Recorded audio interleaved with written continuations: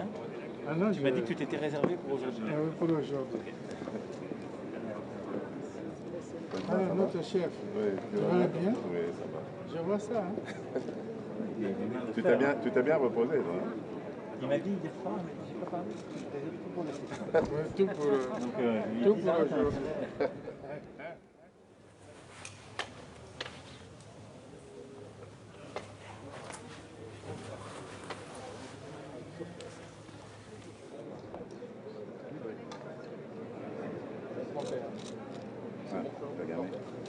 Kristalina, je te laisse commencer par courtoisie. Oui. Puis Félix et je conclurai.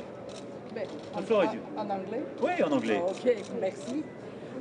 It is a very important moment. We are gathered here to reverse what has developed as a very dangerous divergence between advanced economies and developing countries, especially Africa. We have to go back to the strong development Africa had before COVID, for Africa and for the rest of the world. And we have to put our resources strongly behind growth and social improvements in Africa. For us at the International Monetary Fund, what it means is extraordinary action.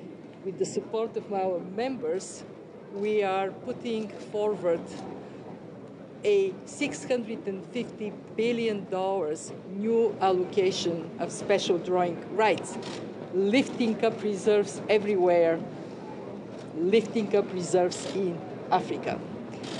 Africa this year is expected to grow only 3.2%. The rest of the world, 6%. We have to boost growth, public and private investments in Africa.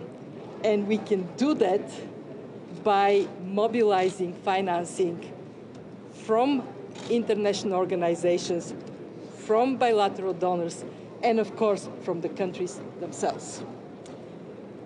We have the ambition to bring special drawing rights from countries like France that have strong positions to on lend to Africa.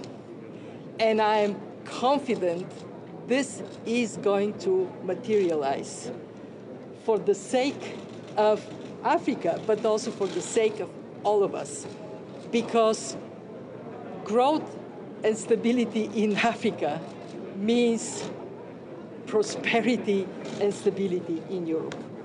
Merci, Monsieur le Président. Merci, Madame la Directrice Générale, chère Kristalina. Président Tshisekedi. Bien, merci. Ceci est une opportunité, une grande opportunité pour l'Afrique. Nous remercions infiniment notre cher frère et ami Emmanuel Macron pour nous donner cette possibilité de venir voir dans quelle mesure on peut lever des fonds pour l'Afrique, sauver l'Afrique, qui a été frappée très durement par cette pandémie, qui a laissé nos économies exsangues, car nous avions dû consacrer tous les moyens que nous avions, les peu de moyens que nous avions, à combattre, à nous protéger contre la maladie. Aujourd'hui, il est question de voir dans quelle mesure nous pouvons relancer nos économies. Et il y a cette proposition des droits de tirage spéciaux que nous apprécions énormément, mais qui risquerait malheureusement d'être insuffisante. Donc nous allons voir dans quelle mesure nous pouvons augmenter, obtenir l'augmentation de ces droits de tirage spéciaux pour l'Afrique. Hier, au dîner nous offert par Emmanuel Macron, nous avons visé le cap des 100 milliards. Ce sera déjà ça, ce ne sera pas encore l'objectif poursuivi, mais c'est déjà ça. Ensuite, nous devrions voir aussi au niveau de l'Afrique comment nous pourrions, à notre niveau, au niveau des communautés économiques régionales, proposer une sorte de filet de protection financier qui pourrait nous aider à pouvoir faire face aux crises de ce genre, parce que vous avez vu, l'Europe a su très vite renflouer les moyens pour relancer et protéger ses entreprises, relancer son économie, tandis que chez nous, ça a beaucoup balbutié parce que nous ne sommes pas préparés à ce genre d'imprévu. Donc nous verrons ensemble comment est-ce que nous pouvons revoir le paradigme, aller dans le sens du New Deal proposé par le président français pour permettre à l'Afrique de pouvoir faire face. Nous avons un grand besoin en infrastructure, par exemple. Comment est-ce que nous pourrions attirer les moyens, les investissements dans ce domaine et pouvoir ainsi relancer l'Afrique.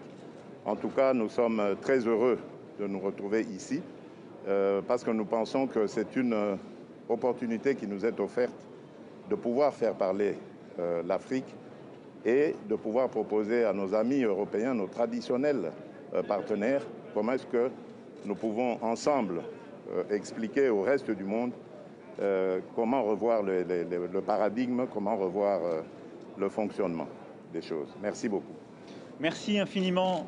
Écoutez, ce sommet de Paris pour le financement des économies africaines, c'est à nos yeux le sommet de l'urgence et de l'ambition.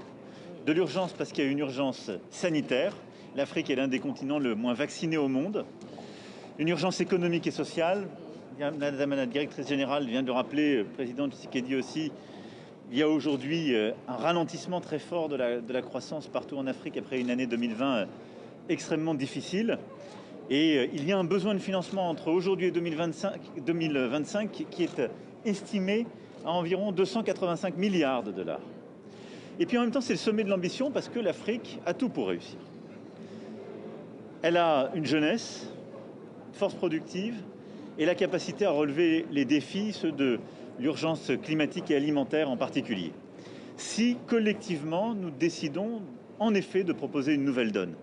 Et c'est cette première pierre que nous souhaitons porter lors de ce sommet de Paris. Tout ne sera pas réglé aujourd'hui, mais c'est aujourd'hui un changement de paradigme que nous poussons, qui devra être poursuivi au G7, au G20, et que nous entendons poursuivre encore davantage sous la présidence française de l'Union européenne, dans ce partenariat constant avec nos frères africains. C'est d'abord de vacciner plus et encore davantage. Il y a un an, nous avons lancé l'initiative COVAX, objectif de vacciner 20% de la population. L'Union africaine a lancé l'initiative AVAT pour monter à 30%. Nous devons viser un objectif de 40% de la population vaccinée. C'est faisable. Et c'est faisable en 21.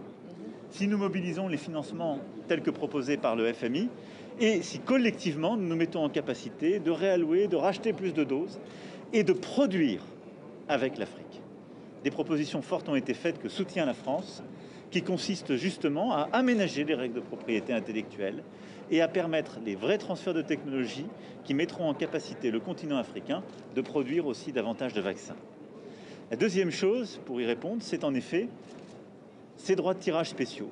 Et nous défendons l'idée que les pays les plus aisés puissent réallouer leurs droits de tirage pour qu'ils aillent vers les pays les plus pauvres, en particulier en Afrique, pour que les 33 milliards d'aujourd'hui deviennent 100 milliards, et surtout pour que nous puissions mieux les utiliser, c'est-à-dire les allouer à la Banque africaine de développement, innover en termes de financement, et accompagner aussi cette ambition des financements que nous allons mobiliser grâce à la Banque mondiale, car c'est un mix évidemment de prêts, de financement en subvention qu'il est important de mobiliser.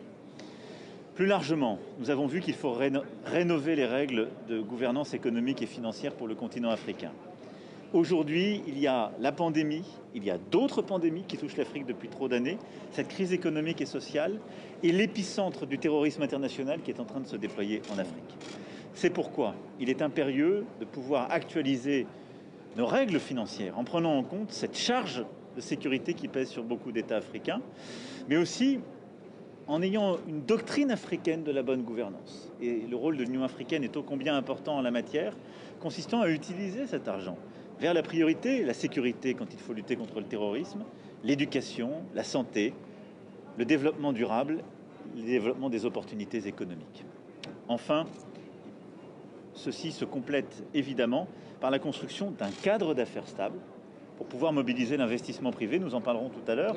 Nous allons lancer une alliance inédite en la matière. Nous avons hier déjà commencé ce travail et c'est le fruit depuis plusieurs mois d'un effort important. Et l'idée est de mobiliser beaucoup plus les investisseurs et entrepreneurs du secteur privé, africains et non africains, pour pouvoir en quelque sorte fertiliser ces réformes et accompagner ces financements publics.